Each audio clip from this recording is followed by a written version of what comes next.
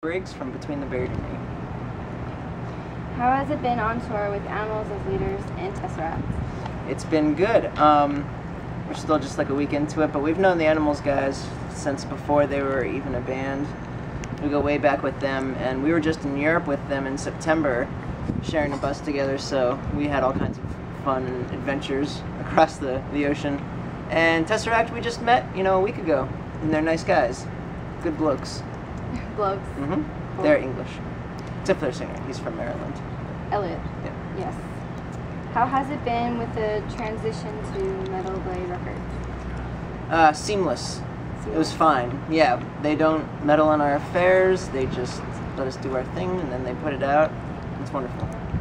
So it's been better than the other record label that you know? Yeah, definitely. They didn't meddle, but it was like, I don't know. It was always a revolving cast of people, so it was hard to kind of keep up, and it might be a different group of people that are planning the release of your record than when it actually comes out. It's a completely different set of people, so that was frustrating, among other things. But no, it's very nice and relaxing with Metal Blade. Great.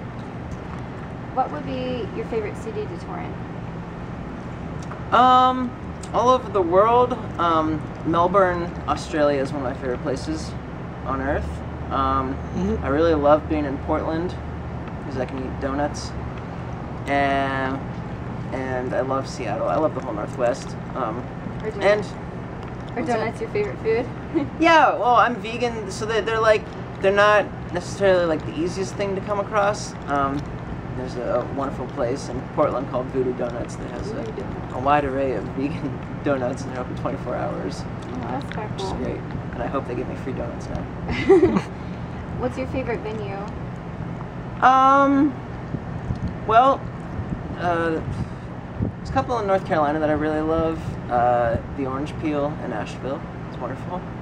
And the Fillmore in Charlotte, which is where this tour started, is really great. And I feel like I'm sure there's just these other spots that I'm not really remembering. I used to love playing, we haven't played there in a few years, but there's a place in Philadelphia that's just, it's just, people always refer to it as the church, but it was the basement of this Unitarian church, and shows were just pretty rowdy there.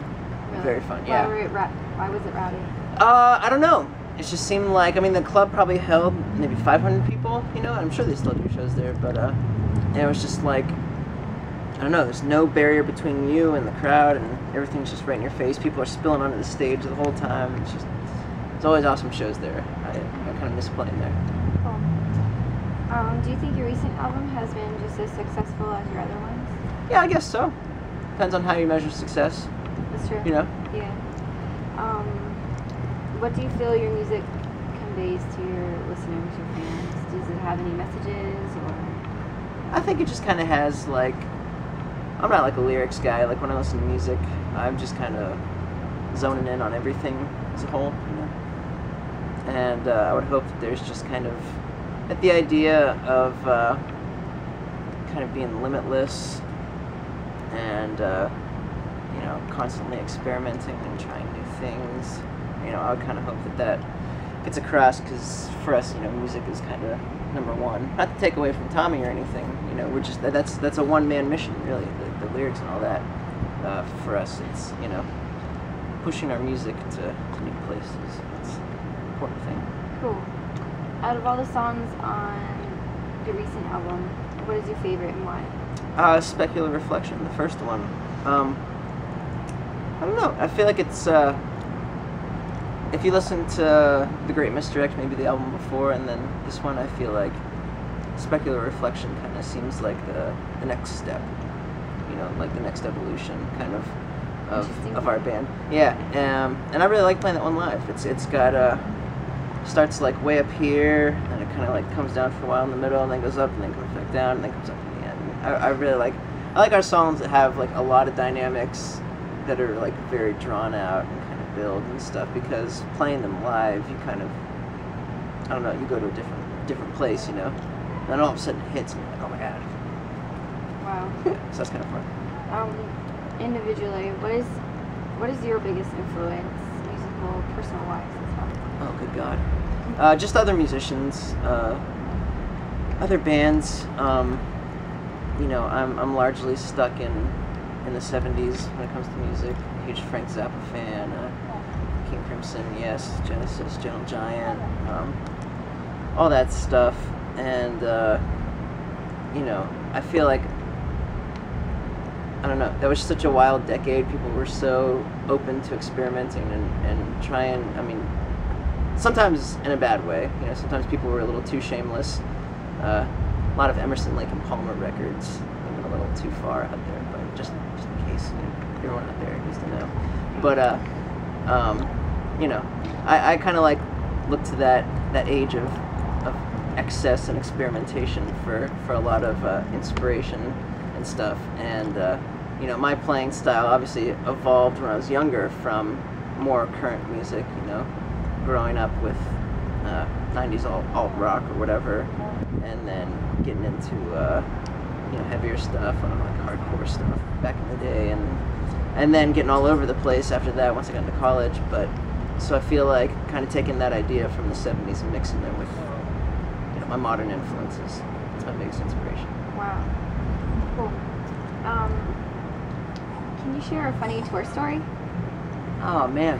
It's a crazy one. A lot of our stories, I feel like, are just funny to us because you have to know the individual characters within our group. You know, not just the band, but like our touring crew and everyone. If anything super fun. I mean, today we were riding on the bus, and our driver took a turn, and I think he like hopped up over the curb, and Dusty was like up above, you know, putting something above the fridge, and when he hit the curb, I mean, the whole bus like did this thing, and all the doors flew open in Dusty's face, and the fridge came flying at him. We thought he was gonna get, you know, just flattened. That's not really that funny, but we were dying at the potential thought that Dusty was, you know, about to have a fridge on top of him. We thought that was just hilarious. Wow. Had to be that. Can I ask one more question? Yes.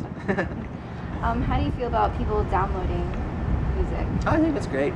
Yeah. I download music, but I buy more music than I download because buying records and albums are my only one vice in life. So I like doing that and buying food. So I don't really mind what people, you know, how people get their music, as long as they get it, as long as they like it, as long as they come to a show. I don't care. All right, that's cool. Do you have anything to say to your fans? Thanks for coming out so far on this tour. Hopefully, we're going everywhere, so hopefully we'll see you. Thank you for your time. Thank you. No problem.